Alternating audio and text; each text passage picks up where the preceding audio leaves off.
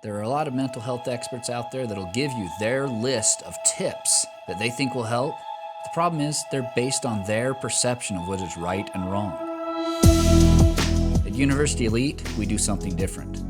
We treat our patients using sound psychological, neurological, and physiological science. We know what works and what doesn't. We don't get confused with what's right versus wrong.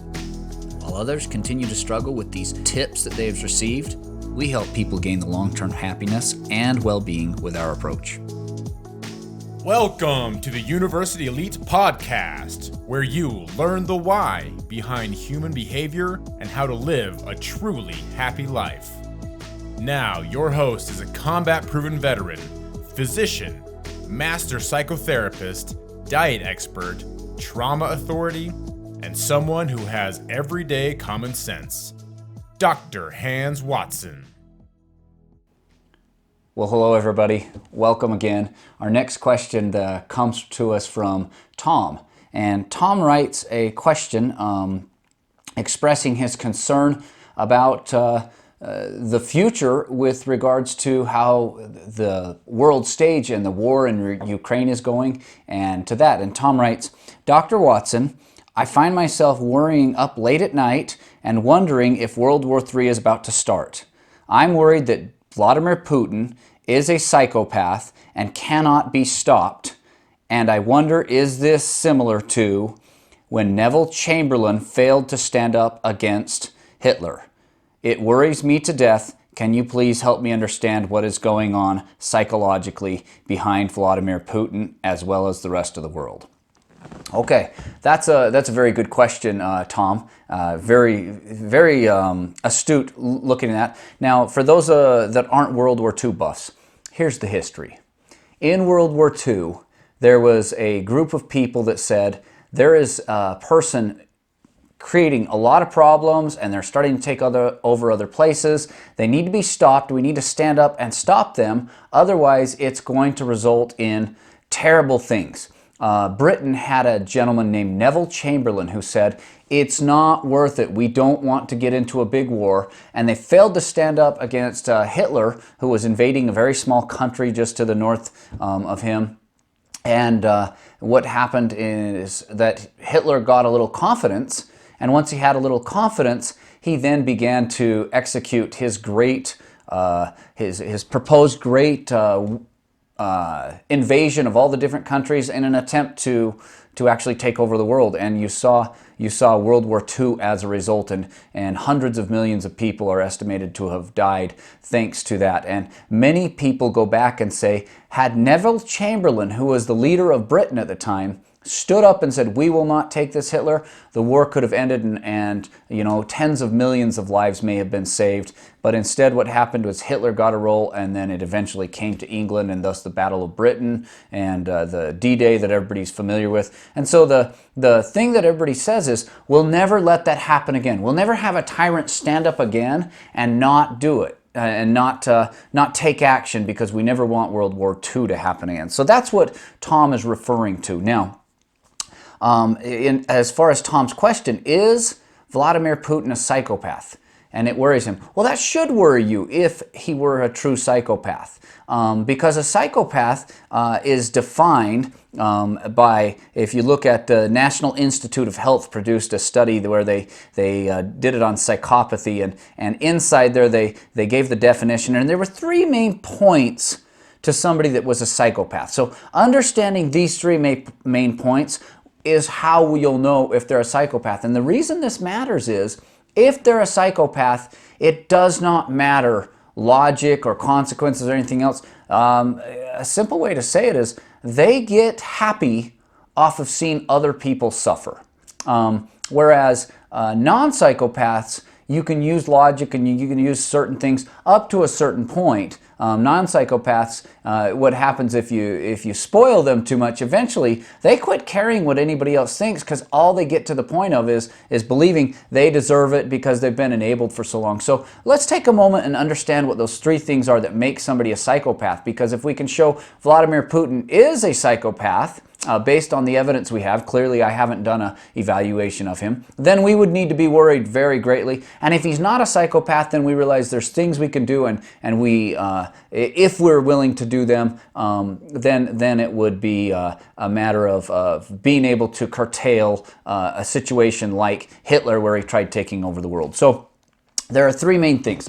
The first thing with psychopaths is they always have a lack of emotional response to situations.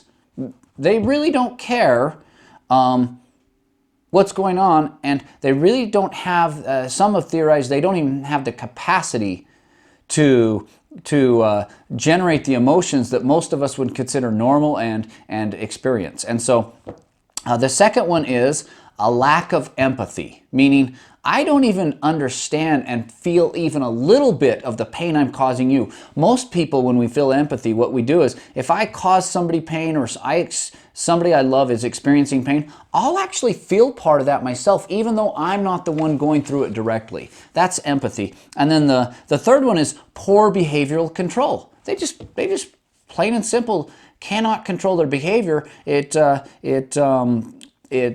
is not something that they have the capacity to do at that time. And so the key with all this is, those three items, the no emotional response, lack of empathy, and lack of behavioral control, that happens in all regards, regardless who's there. A psychopath, it's regardless who's there. Oftentimes psychopaths are smart, but a true psychopath is not able to control it, regardless of who's around. And so that's what a psychopath is. Now, contrast that with somebody who's spoiled. And if we go to the Merriam-Webster dictionary, it says a person who is harmed in character, and this is how we harm them in character, by being treated too leniently or indulgently. And when we hear indulgently, what we need to think is rules apply except when they have a good enough reason there's an exception. And so continually providing excessive exceptions to the rule is what creates a spoiled individual. And then the problem there is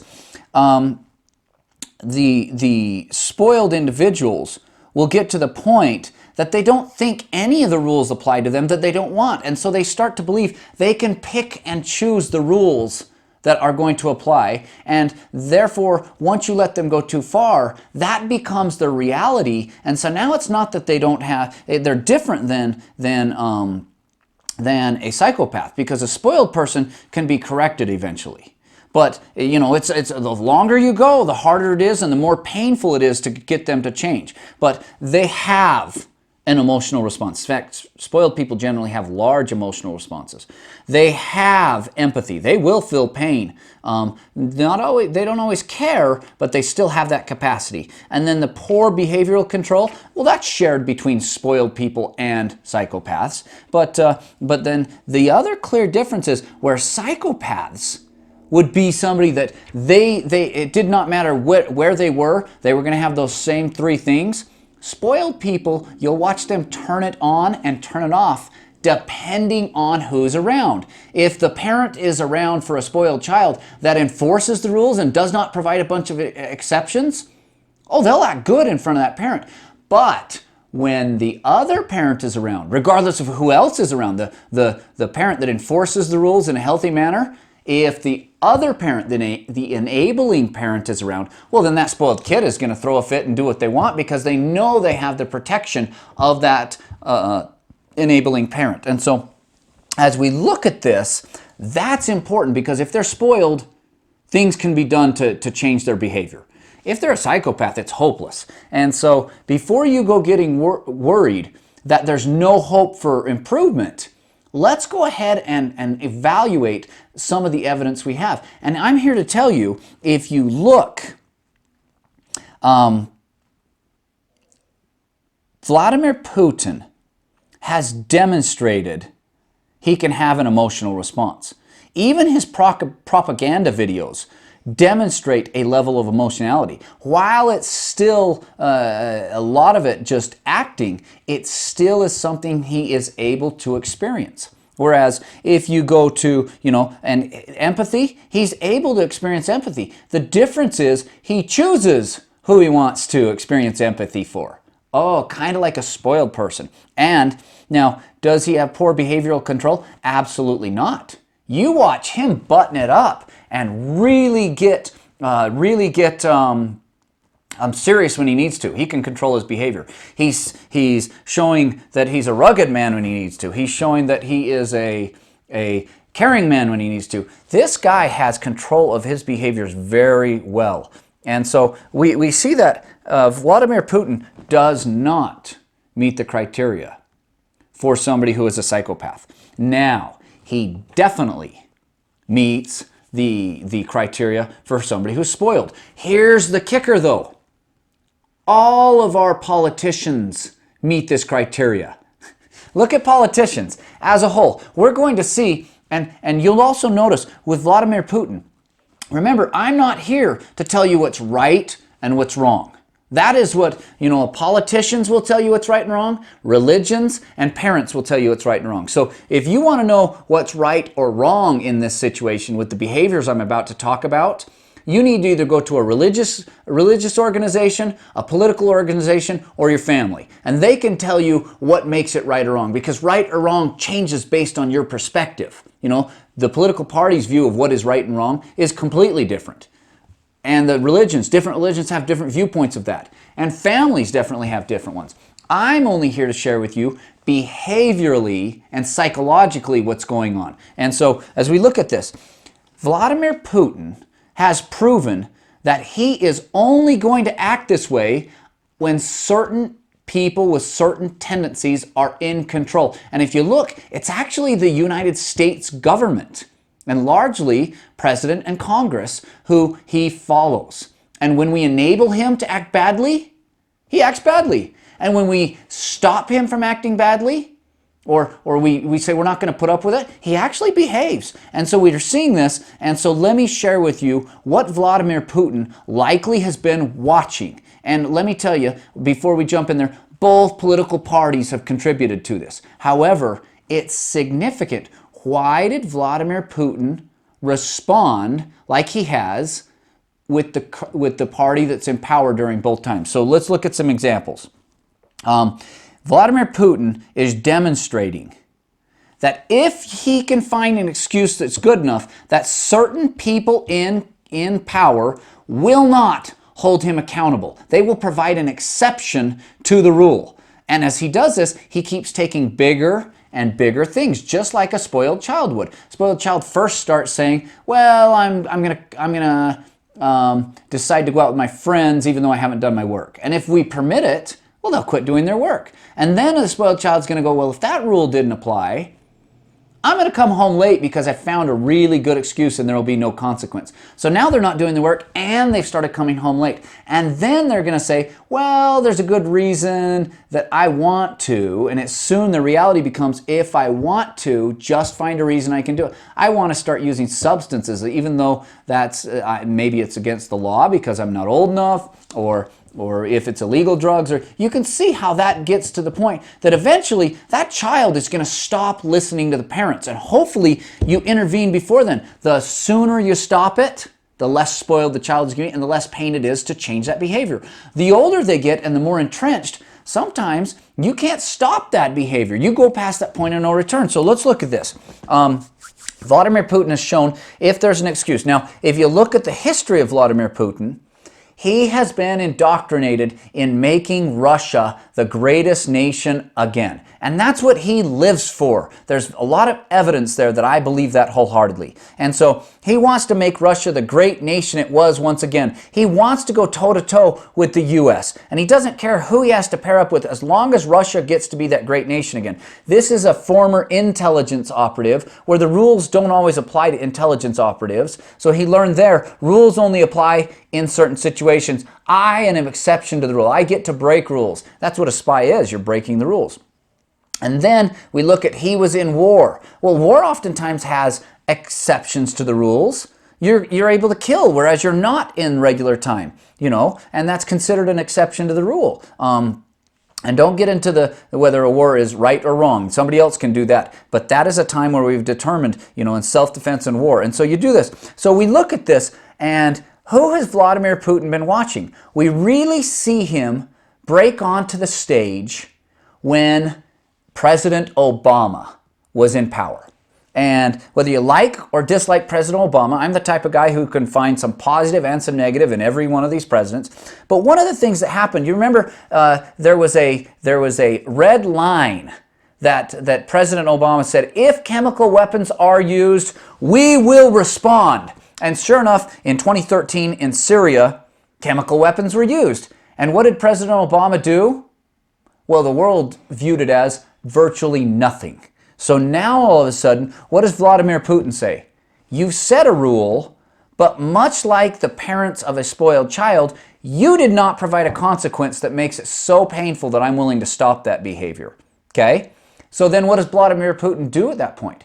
He invades part of Ukraine called Crimea, and he takes it over. And what did we do? We shook our finger and said, do not do that. This is really bad. And maybe even did some nominal sanction type stuff. But we let him keep Crimea. We essentially let him come home late from his, Vladimir Putin came home late from his curfew, and we did nothing about it. And we let him keep playing. And then he started looking and saying, okay, if the president's not going to hold me accountable, let me look at the Congress that is supposed to hold the president accountable. And so what have we seen? Well, here's the key. Who was in charge when all of this was happening? It was a democratically led presidency and Congress. You go a step further. Who was the vice president during President Obama's turn? It was President Biden, at the time Vice President Biden. And so it's not a coincidence that during the Obama campaign and then the continuation of the Obama campaign, which many argue is President Biden and Vice President Harris, that he would see these are individuals who have not proven in the past to hold their boundaries and enforce consequences, and they make exceptions. And then he sees our Congress do the same thing. And so if from a behavioral perspective, what is he watching? He watches Congress come out and say, if you riot, it's no longer a negative to riot as long as it's about a topic that you think is good enough. So you're willing to make an exception as long as it's something you deem as good enough. And so what do we see? The Black Lives Matter riots that happened earlier this year, those were seen as acceptable. Whereas the Capitol Hill riots, or the country's capital riots, those were seen as unacceptable. What did Vladimir Putin learn from that? If I have a good excuse, you'll excuse it. Instead of us saying, riots are unacceptable regardless of who it is or your reason. We do not accept riots. That would have been the thing that stops a spoiled child from taking advantage and trying the next step. Well, what did he see? We did not do that. We said, it's okay if it's about the Black Lives Matter riot, and I'm not here to argue for or against Black Lives Matter. I'm just here to say that behavior had consequences on the world stage. Or let's do the other one. We say, it is always negative to judge somebody or give a privilege based on race. This is unjust. We even call it systematic racism. Well, what did we see? We saw Vice President that President Biden picked was based on race. Many argue it was on race. So instead of picking the most qualified individual, you picked one based on race. So now suddenly it's not, behaviorally, it's not a negative to discriminate based on race, because this is the one that I choose. This is the demographic that I am saying it's okay with this demographic. But another demographic, you can't. See how, no, I'm not saying right or wrong, but do you see how a guy like Vladimir Putin says, they're not holding their boundaries. They're not enforcing what they say. Or the Supreme Court nomination that President Biden just used. It's okay that I'm choosing it based on gender and race, not based on criteria that have nothing to do with genetic or congenital. So now all of a sudden he's seeing them say, it's okay to discriminate and put one group ahead of another based on race if it's the race I choose. That is behaviorally very, very dangerous because you're telling people it's okay. Psychopaths, it wouldn't matter. Spoiled kids, this is hugely enabling. Okay, let's look at this. Now, if we say this is something that's not allowed to go past, and we say this is a law, this is a rule that you cannot break, what has he seen? He watched the U.S. do investigations, and he watched Hillary Clinton's server she used when she was in government office, which many people have come out and showed this was against the law. And what happened to Hillary Clinton with an investigation? Many have argued it's swept under the rug. Whether that's true or not, Putin was watching. And then what do we see when it's President Trump and the business dealings? Suddenly, this one matters, and we'll do FBI investigations, and we'll have New York City and their government established do investigations. And what is he watching? He's saying, okay, so you're still not strictly enforcing the rules you say you are. I can get away with things. You're not a rule keeper. This is behaviorally what's happening. And so it goes a step farther. Then he says, okay, let's watch foreign influence in elections. First, it says, hey, we want to impeach Trump because of his foreign influence elections. So they do it based on this Steele dossier and these other things. Turns out that was financed by Hillary Clinton's campaign. Did they hold her to the same level of accountability as they did President Trump? The appearance is no. I can't say yes or no because I'm not in the FBI. The appearance is no. So what is Vladimir Putin learning? Hey, that rule is not being kept. Or you want to do it, they're talking about, did President Trump influence people in Ukraine in order to get gain and push his policy? And that happened. The House impeached him for that. What do we see? The House is going to impeach him. We're going to enforce this rule. And then they discover evidence of Hunter Biden on this laptop doing exactly that. And his father, the president, Joe Biden, and the vice president before had a huge part in that. And what do we see? We see, hey, whoa, no news here. This, right or wrong, is not what I'm talking about. But this behavior teaches Vladimir Putin he can break the rules and nobody's going to do it. So, you look, and there's one more example. We look at this insider trading, and we say, it is not fair for people to do insider trading, to have knowledge that has to come to the government based on, is this company hitting hard times where their stock's going to drop, and you can't use that information to sell before the drop happens. But then people say, okay, let's enforce this rule because the people who have access to it, like Congress, you shouldn't be allowed, you and your spouses should not be allowed to trade stocks in any companies because you have insider information. And so what do? Then we see Speaker of the House Pelosi stall a proposed law that says, hey, you're not allowed to trade stocks. You and your family aren't allowed to trade stocks. You have to invest in what they call blind trust, meaning somebody you don't talk to manages your money in a trust that it's blind to you. And they do it without that insider information. Isn't it a coincidence? She stopped that from happening, that law from coming to a vote. And now, what does Vladimir Putin see? Those rules don't apply. Everybody else, you'll go to jail. Martha Stewart went to jail for insider trading. Big bad Martha Stewart. But Nancy Pelosi and the other people in Congress, Chuck Schumer, you don't see them bringing up saying, wait a minute, let's police our own here. Vladimir Putin watches that. I'm not saying it's right or wrong. So, why Vladimir Putin is acting now matters. And it's because we are currently showing, and let me be really clear, the Republicans are just as guilty. You look at this, it's funny. We look at it, and one of the things Vladimir Putin knows about us is, we look at when Mitt Romney was running against President Obama. They asked him, who is our biggest geopolitical foe? And Mitt Romney said, without a doubt, it's Russia. And President Obama, naively, exactly like Neville Chamberlain did, and in fact, many people laughed him out of the House, and wouldn't you know, one of the people they ridiculed, think about it, it was the Prime Minister who then led England through World War II and is considered one of the greatest. So, isn't it funny? They made fun of the guy who predicted this would happen and later came back to him and said, help us, exactly what you said is happening. I'll let you look into that and you see that. But he definitely was a great man. And so as we do this, President Obama said, hey, the 80s want their foreign policy back to Mitt Romney. And they made fun of him and the mainstream media made fun of him. Turns out he was right. And he was looking at it. What did Vladimir Putin learn from this? He learned that I can do what I want when President Obama or his people are in power. And he's proven that through his actions. I'm not so sure when other people are in power. And so he did some testing. He tested the rules while President Trump was in power, but he never made this. Why did he take over Crimea during President Obama's time? Why did he take over and invade Ukraine during President Biden's time?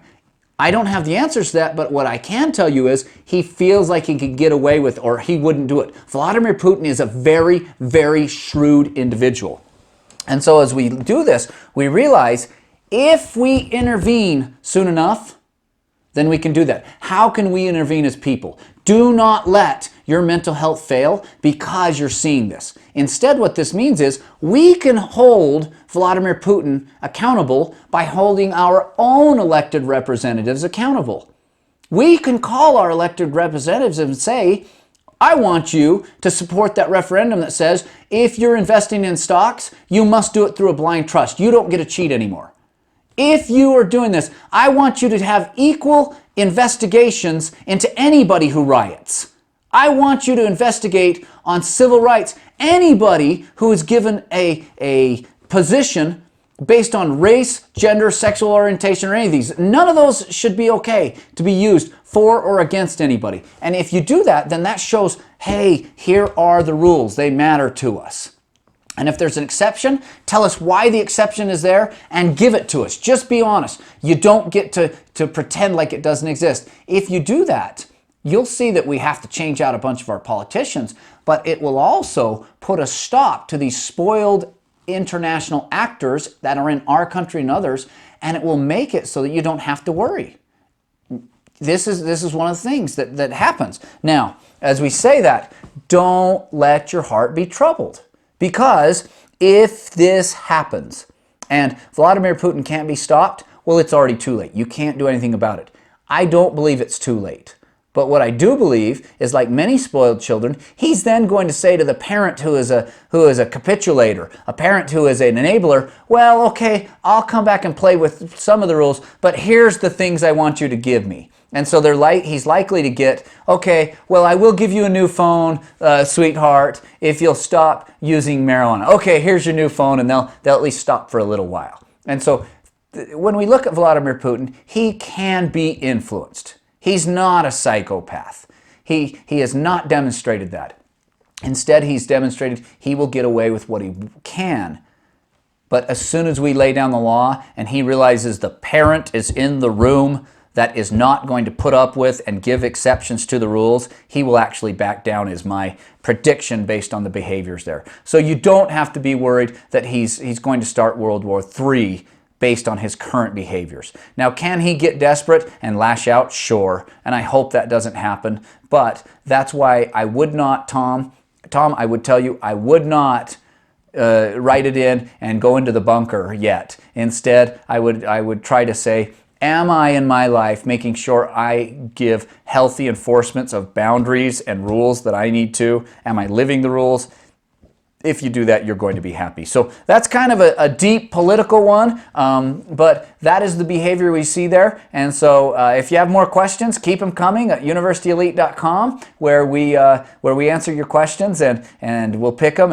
And hopefully that helps you to calm your fears about President Putin, and we can just hold him a little more accountable by holding our elected officials accountable, and it will work. So, all right, we'll catch you on the next one. Until then, you guys be good.